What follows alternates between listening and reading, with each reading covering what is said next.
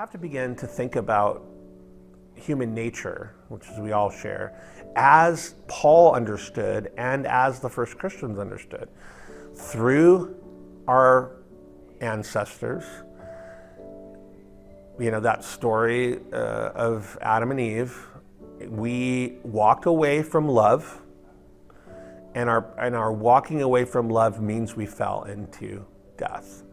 And as Paul says, it infected all of human nature. There's just one human nature. And all who participate in human nature were infected with this death.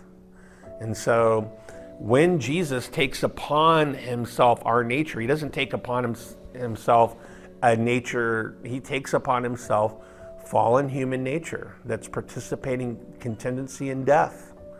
And Paul says that one man, through one man death enters, and through another man death is defeated. And so a lot of people will have no problem, with the idea that everyone became guilty because of one man. But Paul says everyone participates in this defeat of death because it's all of human nature. In fact, he says, are you saying that the one disobedience of the one man is greater or stronger than the obedience of Christ, in terms of its effects?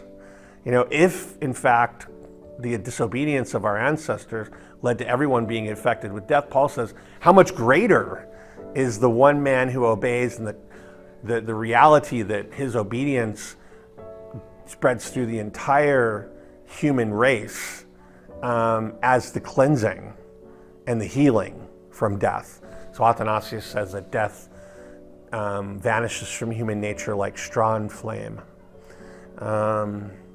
So yes, the resurrection occurs for every human being. It's not, and in the resurrection, it's an embodied resurrection that awaits every human being that's ever lived. Where the debate comes in the church, is, well, what happens to, all of these, resurrected humans, in eternity, But classical Christianity doesn't say, well, one group gets the defeated, death gets defeated for one group and not the other group. Everyone appears in the resurrection and embodied, just like the vision in Ezekiel, the valley of dry bones. I mean, everyone is brought back to life, the whole of Israel, which of course in Abraham and in Christ is universal, is everyone.